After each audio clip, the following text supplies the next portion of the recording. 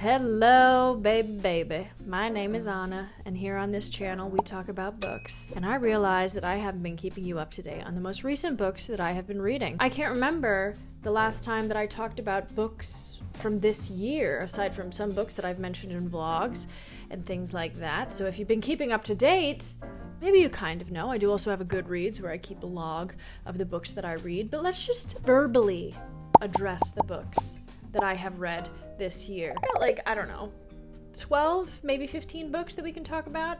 So I want to talk about them. Let's get right into it, baby. Let's first talk about some of the plays. So I've been doing a lot of play reading, so I've been able to access and read a lot of fun authors and do some kind of readings of shows that I enjoy. So the first one that I read was Private Lives by Noel Coward. If you don't know who Noel Coward was, he was kind of like the king of farce.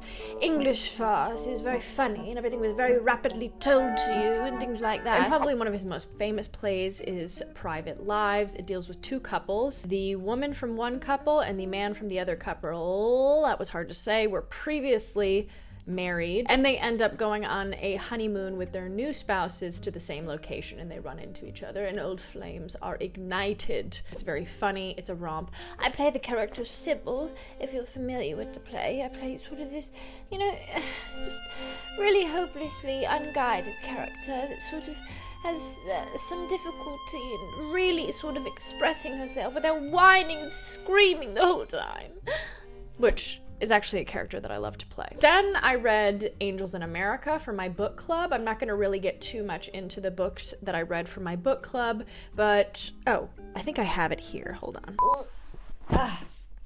Okay, there we go. That feels a little bit more smart. Angels in America. If you don't know, I have a Patreon book club. We read a different book every single month. Obviously, that's how book club works, Anna. Hello. I chose a play for June, and I can honestly say, I don't want to toot my own horn, but this was a fantastic pick. I talked about this in my favorite books of all time video, that I knew that this was going to be a favorite. It definitely will be. This is addressing the AIDS epidemic in New York City. I basically knew the moment that I got through the first couple of pages that this was going to be it. So I loved this. Join my Patreon if you'd like. We do have fun over there. The third play that I loved and also talked about on my favorites, my new favorites, was Gannett by Will Eno. I thought that this was such an absurd and strange play. I did a rendition of Peer Gynt's famous song in the last video that I made talking about this, so I won't do it again, although I am very, very tempted. I will refrain. This is a retelling of Peer Gynt, one of Ibsen's most famous plays. What Peer Gynt is about is this famous Norwegian tale of this young man trying to find himself and kind of the meaning of life. And Gannett by Will Eno is looking at that and taking sort of a satirical and comedic approach to it while still retaining a lot of those values. And it's so smart and it's so fun, and the way that Eno has constructed these characters from their origins and turned them into something more contemporary is really fun. He's kind of holding on to that beautiful Scandinavian force. And I love that because I am actually Scandinavian. A lot of like my big core of my blood is Scandinavian. Johnson isn't my real last name. I don't want to shock anybody, but if you've been here for a while, you probably know that. It's just my fun name. It's my fun name, but I am Scandinavian. And speaking of Scandinavian, I have been trying to learn some Swedish, svenska. And it's very, very difficult, but I've been having a lot more success with Babble, who is kindly sponsoring today's video. If you don't know what Babble is, it's one of the top language learning apps in the world. It has an amazingly unique and interactive interface that feels like you're playing a game. If you know me, I'm a huge game person, so this is just an amazing draw with Babble. Hej! Jag heter Anna. Vad bor du? Vad heter du? Tack! I do feel a little inadequate compared to my husband, who knows 3. Fluent in 3 languages. I know sign language, but I would like to be able to fully engage in conversation. Mia. Jag mår bra, tack. Jag mår bra, tack. God morgon. God morgon. Vi ses. Vi ses. feel like Swedish is something fun and obviously very close to my roots. And if you're not convinced by me, you can be convinced by Yale University and Michigan State University and other top universities that it is proven that you can learn a language in up to 3 weeks. You do have a 20-day money-back guarantee, so if you find that this doesn't work for you, you can get your money back in 20 days. It's summertime in my hemisphere. Traveling is underway. If you've wanted to learn a different language or learn kind of preliminary introductory bits of a language, Babble is a great way to get started on that journey. With my link down in the bio, you can get 60% off your subscription. And while you're down there, why don't you tell me what language that you would learn? I would be dying to know. So thank you again to Babble. Check it out. Tell me what language you would learn. And now, back to the books. Hej då! Okay, so let's talk about some weird experiences. I've been on a journey for weird books lately. I don't know what it is, I'm just really into it, and I've definitely been getting them. I read The Story of the Eye. I found that book in a thrift store in Dorset, Vermont. It's run by these lovely old ladies, and I don't think that they knew what that book was. I got it for $1. Maybe they did know, and they were like, just get rid of it, please. If you don't know what that book is about, it is just about a young boy and a young girl absolutely exploring every facet and nook and cranny and divot and hole and portion of one another's bodies, and it's wild. It's wild. I still am collecting myself after that one, but it's a very formative piece of transgressive fiction, and it is what I think The Fly came in at the perfect time. Is that hello? Let's just move forward. After that, I read The Sluts by Dennis Cooper. I told myself that I was going to read more of Cooper's books this year, and so far I've read 2. I read Frisk and I read The Sluts, both from the library, which I think is daring, because that sort of novel, you don't know what situations that novel's been in, okay? You don't know where it's been. You don't know if somebody has enjoyed it a little too much, you know what I'm saying? Very transgressive, very liberal in its idea of exploring the macabre and the grotesque. And what I think was really interesting about The Sluts is that it was basically tapping into a subculture of the internet that at the time wasn't really illuminated, but now, I mean, as we've come to understand the layout of the internet, it is a very huge thing. People meeting people online, people having these forums to discuss things online. It's very modern in its approach to things while still being a complete breakthrough in that time period. So I don't know if I enjoyed that book. I definitely had an experience with it. Other weird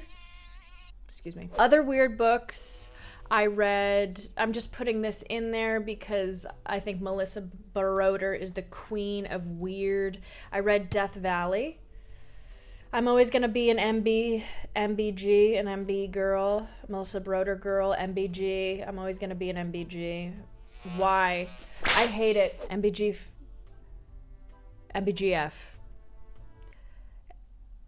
Melissa Baroder girl forever. I really like her stuff, although Death Valley wasn't my favorite. I think it was her most personal novel, detailing being the primary caregiver of someone, which she is to her husband in real life. It's dealing with the death or pending death of a parent. It's dealing with a lot of self-discovery in Death Valley, which I've been to this year, which is a stunning, stunning place. And right now it's hitting, I think, 130 degrees. So when you step out of your vehicle, it's like stepping your entire body out into an oven. So don't go there.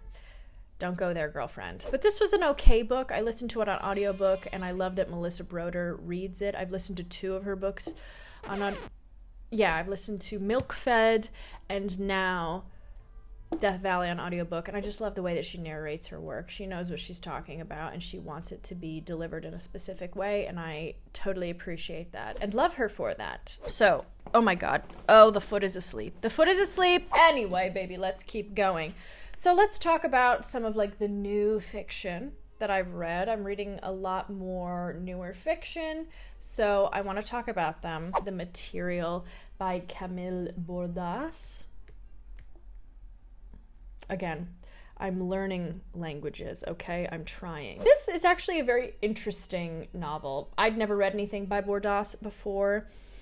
I touched upon this in a vlog, but this is following a stand-up comic master's program in the United States. I don't think it's real. I don't think that there is anything that is real like that. And if there is, why would you do that? But this is kind of examining the world of stand-up comedy, improv groups. I personally have experience with improv. I'm very bad at it. I can honestly say I'm very bad at it.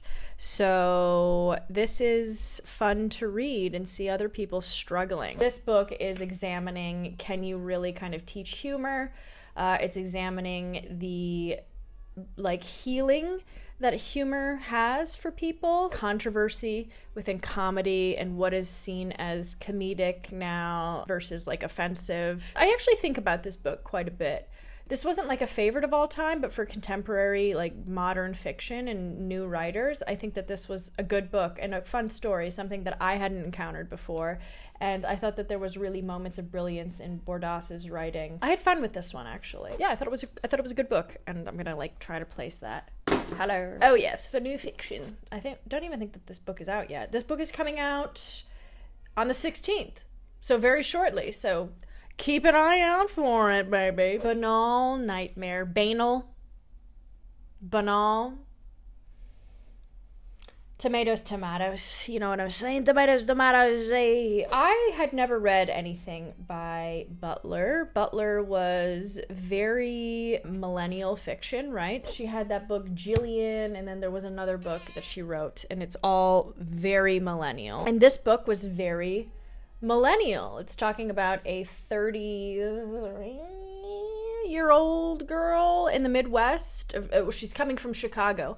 She had a falling out with her boyfriend of years. I mean, she broke up with her boyfriend of years, and then she moved back to her small town in rural Midwest, kind of unidentified name, and it's showing how she is trying to navigate what that life looks like, kind of licking her wounds and looking at failure and kind of comparing yourself to people in that stage of your life where you're supposed to have everything figured out and you don't, looking at people who allegedly have perfect lives when they really don't, and it's all about projection and insecurities. And I thought that this was going to be just narrated by the main girl, but it's broken into different sections and different storylines, so I think that that is interesting and makes it a pretty easy read. I kind of sped through this. Again, great moments of writing in this. Great moments of characterization. I knew what these characters looked like. I knew how they smelt. I knew that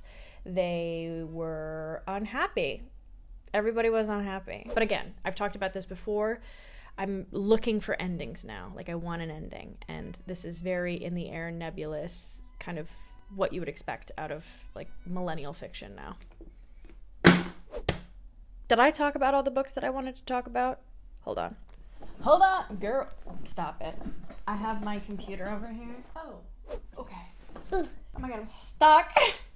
That was tough. That was a hard watch. I understand. Drive, Scraping By in Uber's America, and that is by Jonathan Rigsby.